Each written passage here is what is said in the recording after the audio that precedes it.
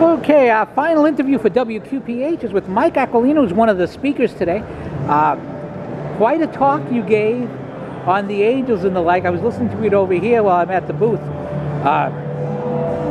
Quite a delivery and quite a response. Well, thank you so much. It's a great crowd here. It's amazing that they've been able to sustain this and grow it for 19 years. It shows the faith in this region.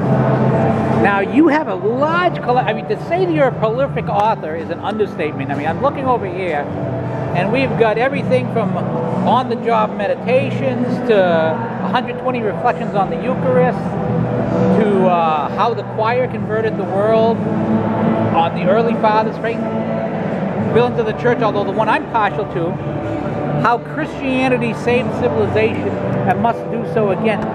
How do you have time for a life with all this writing? Well, all I do is write. I mean, every now and then my wife lets me out of the house to come to places like Worcester and talk. But for the most part, what I do all day is write. And if you write all day, you produce a lot. That will do it. Of these books, now, I want to talk about a couple of them very briefly. First of all, how Christianity saved civilization and must do so again. We live in a time that's become so secular and so many people find themselves lost, yet we see 1,000 men here at the men's conference who are not lost and who have purpose and direction. And they'll change the world. I mean, that's the point of that book. I tried to show what the world was like before Christianity, when there was no such thing as institutional charity, when there was no such thing as a hospital, as a university, as free education. All of these things that we take for granted. We take for granted the idea of human dignity, human rights, the rights of women, the rights of children.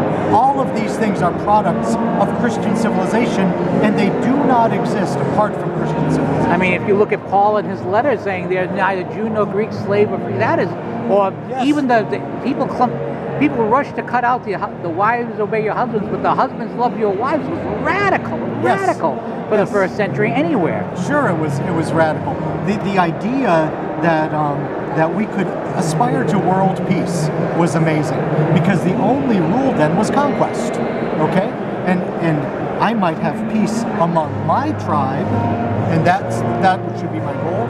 But peace with that other tribe was not something I was particularly interested in, unless we were going to conquer them. You have a book here, The Year with the Church Fathers. How vital are the Church Fathers for people to understand Christianity in general and Catholicism in particular? Well, I think it's very helpful for us to read the Bible in light of the interpretations of the people who were closest to that time, who were living in that culture, who played the same sports, who ate the same foods, who knew the same types of architecture. You know, all of those things. They were living in the world of the New Testament and interpreting the New Testament for the newborn Christian church. We have so much to learn from them because we're at such a far remove from that time. And not only that, but they also established the church in a time when it was a capital crime to be a Christian. Many of the church fathers died as martyrs.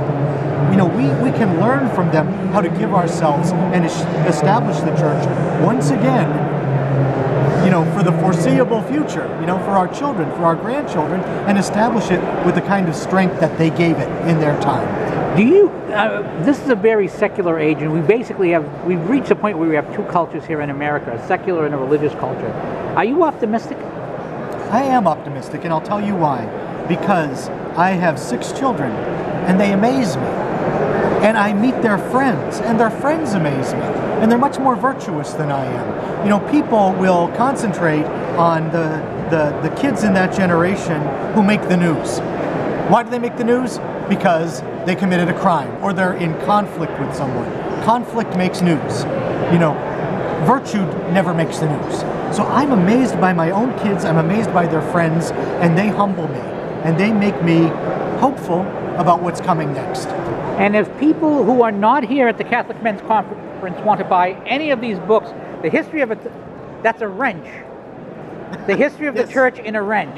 Yes. I got to ask, before I even ask that, how is the wrench significant for the history of the church? Oh, you want spoilers? One spoiler on this one.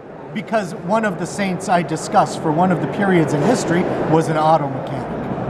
Okay, and that is a wrench from that period, and so I talk about it in the context of his life and death.